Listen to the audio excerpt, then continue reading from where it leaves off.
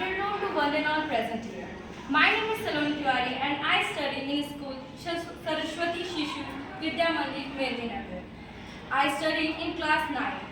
I am stand here to explain about gravitation and universal law of gravitation.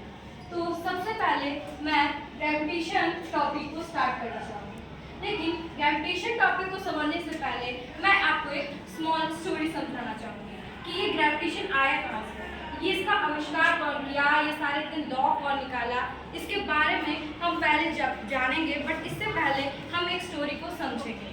तो year 1666 का बात है। उस समय इंग्लैंड में रहते थे एक न्यूटन, जो वहाँ पे रहते थे। बट वहाँ पे जैसे हमारे भारत में कोरोना आया था तो सारे स्कूल कॉलेज बंद हो गए थे। तो उस समय भी इंग्लैंड में न्यूटन साहब रहते थे और उस समय उनके वहाँ जहाँ इंग्लैंड में वो रहते थे वहाँ पे प्लेग ग्रेट नामक का एक बीमारी आ गया था। उस कारण सारे स्कूल कॉलेज बंद हो गए थे। उनका यूनिवर्सिटी भी बंद हो गया था जहाँ वो कॉम्ब्रिज में पढ़ते थे। तो उनका कॉलेज यूनिवर्सिटी बंद होने के कारण वो अपने घर आ गए थे। तो वो घर में रहते थे, उन्हें घर बाहर जाने नहीं दिया जाता था, जैसे हमें अभी कोरोना के समय बाहर नहीं जाने दिया जाता था। तो वो एक दिन सोचे कि वो अपने गार्डन में घूम के आते हैं। तो वो गार्डन में गए और वहाँ पे सेब के पेड़ के नीचे बैठ गए और वो कुछ सोच रहे थे अपने पढ़ाई लिखाई के बारे में। उसी समय जैसे वो पेड़ के नीचे बैठे थे तो वहाँ पे जैसे वो बैठे वहाँ पे एक सेब उनके ऊपर गिर गया। तो वो सेब को गिरते हुए देखे और वो खड़े होकर उस सेब को लेकर सोचने लगे कि सेब जब नीचे गिर रहा है तो सारे ऑब्जेक्ट नीचे गिर होंगे, बट जब सारे ऑब्जेक्ट नीचे गिर रहा है तो फिर मून क्यों नहीं नीचे गिर रहा है? मून को भी तो गिरना चाहिए था, वो भी तो ग्रेविटेशन से अट्रैक्ट होकर मून गिरे और गिर जाता। तो वो क्यों उसके चक्कर लगा रहा है, ना घूम रहा है, ना कुछ हो रहा है, मतलब ना गिर रहा है।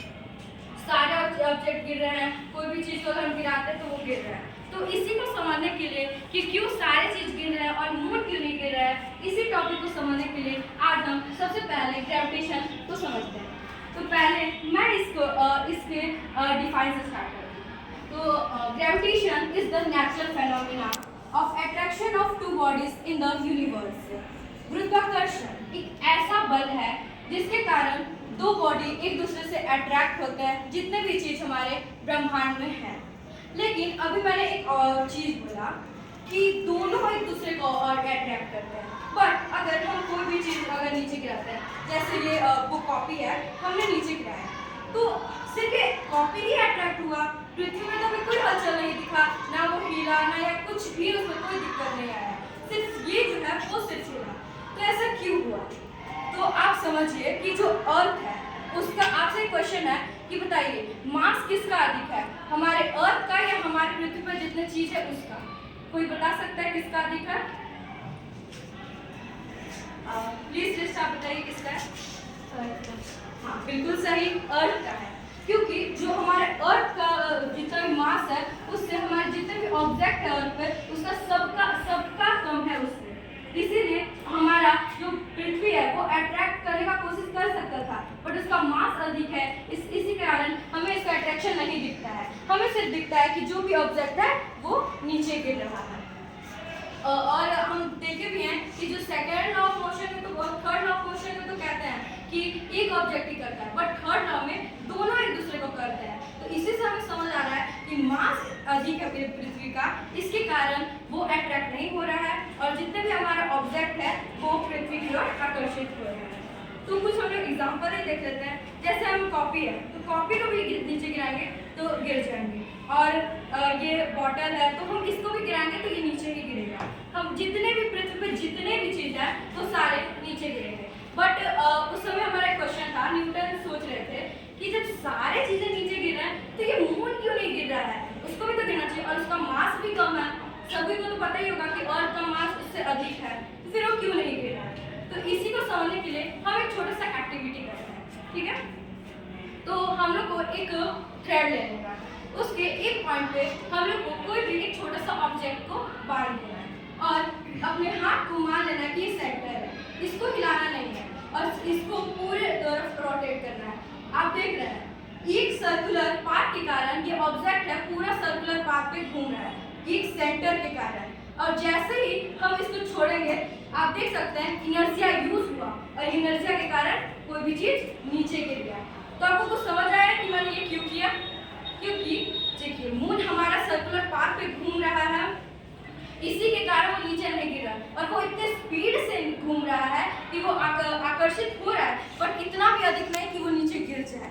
अगर जैसे ही वो घूमना बंद कर दिया वैसे इनर्शिया यूज होगा और तुरंत जो मून है वो नीचे गिर जाएगा। इसीलिए तो न्यूटन का यही चीज हम लोग को समझ आया कि वो इतने तेजी से घूम रहा है कि वो नीचे नहीं गिरा।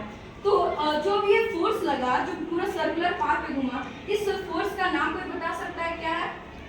कोई बता सकता है? आज आप बताइए। बिल्कुल सही है, सेंट्रीपिटल फोर्स। इसी के कारण हमारे एक सेंटर के कारण वो पूरे सर्कुलर पाथ पे घूम रहा है और जिसी के कारण इसी की वजह से जो हमारा मून है वो अर्थ को अट्रैक्ट नहीं हो रहा है और इसी के कारण हमारा कोई भी घटनाएं घट नहीं रही है। तो सेंट्रीपिटल को मैं डिफाइन करना चाहती हूँ।